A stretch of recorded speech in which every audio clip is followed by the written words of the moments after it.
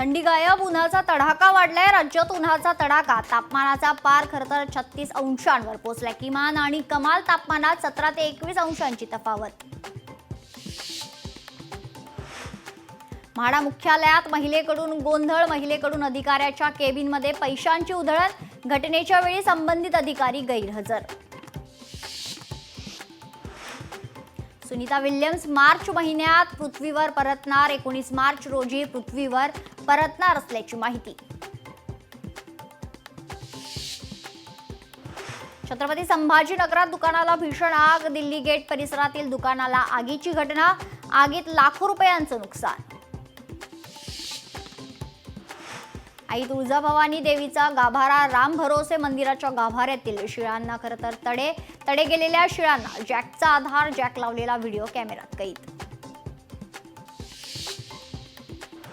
लष्करात नोकरीच्या आमिषानं तरुणांची फसवणूक, 2 तरुणांची 4,80,000 रुपयांची फसवणूक, बंड गार्डन पोलिसांकडून उत्तराखंडमधील एका विरोधात गुन्हा दाखल।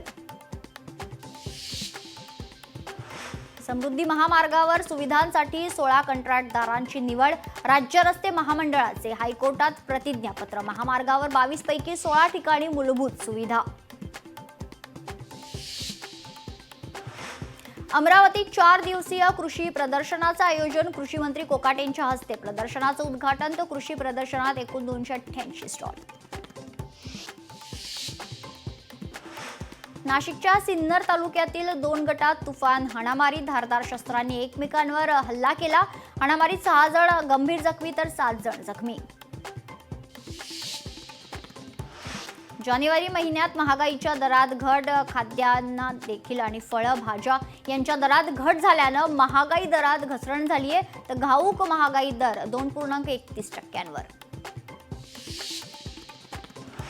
सरकारी दूरसंचार कंपनी BSNLला 17 वर्षांनंतर नफा, 262 कोटी रुपयांच्या खरतर नफ्याची माहिती, तर खात्याचे मंत्री ज्योतिरादित्य सिंधिया यांची माहिती।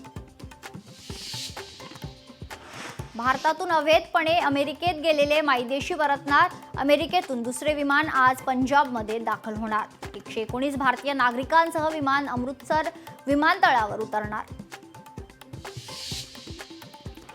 कोल्हापूर महानगरपालिका आरोग्य निरीक्षकांसह 3 जण निलंबित, कोल्हापुरात सर्वच कचऱ्याचे ढीग खरतर सर्वत्र पाहायला मिळते। कर्मचाऱ्यांचा हलगर्जीपणा आणि कामचुकार अधिकाऱ्यांवर आयुक्त के मंजुलक्ष्मी यांची कारवाई। मध्य पश्चिम रेल्वेवर रविवारी ब्लॉक, विविध अभियांत्रिकी आणि देखभालीची कामे करण्यासाठी मेगा ब्लॉक घेण्यात येईल।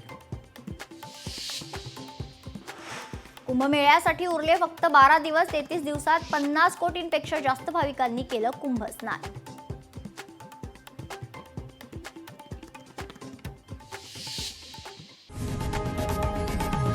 लोकशाही मराठी ऐका, पहा, जागरूक रहा।